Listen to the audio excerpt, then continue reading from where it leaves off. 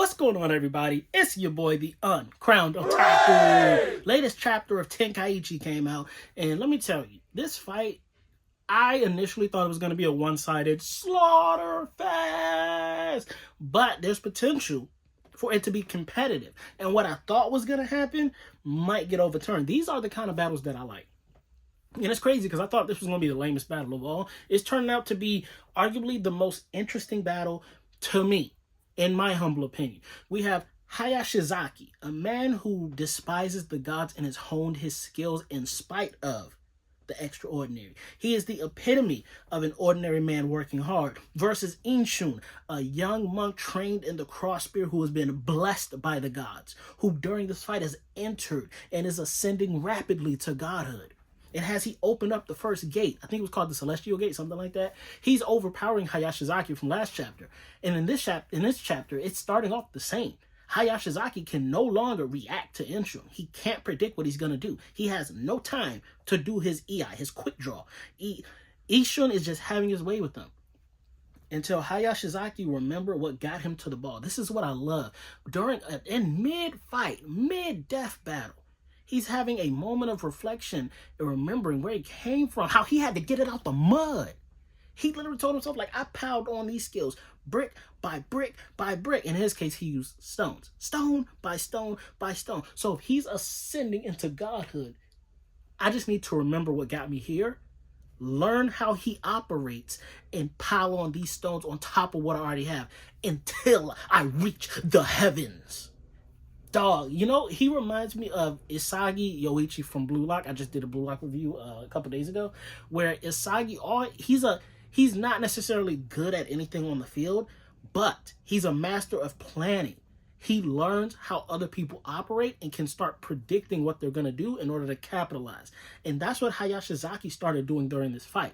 Even though he couldn't really match Inshun anymore, he's learning his intricacies of everything that makes him how he operates, how he swings his spear, where he tends to go during these moments. And as he's learning that person's tendencies, he's piling on that experience.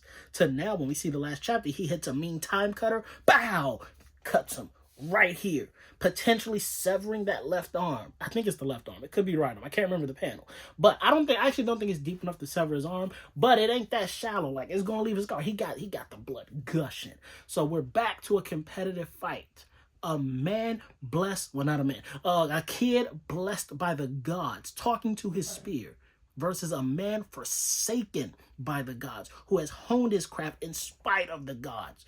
Ultimate talent versus ultimate hard work. If you would have asked me last chapter, Inshun had this all wrapped up.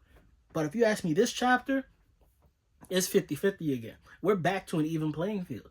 I think technique-wise, Hayashizaki definitely has the edge. Experience-wise, Hayashizaki still has the edge. But pure, raw talent, natural instinct, and like just how to use his body, Inshun outclasses him in all three of those categories as well. So, will Hayashizaki pile up enough stones?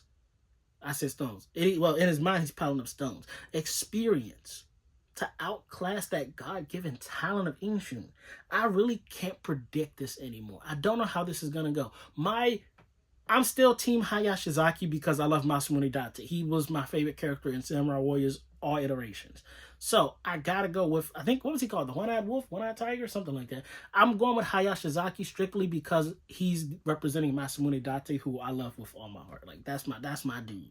That's my guy. My character, I'll never forsake him. But it is going to be a close fight. Also, this review is brought to you by my dog, Vin. Shout out to Vin. He donated so that I could check out this series. I was about to say check out this channel. He donated for me to read this and then start doing some reviews on it. And I highly encourage everybody else. If you like things like Record of Ragnarok, it's very similar in that same vein. It's feudal Japan. Nobunaga's about to pass away. He's bringing everybody together. He says, bring your best warriors. Your best warriors will fight. Last warrior standing, his lord will rule the land. Tenkaichi, a literal battle for the heavens.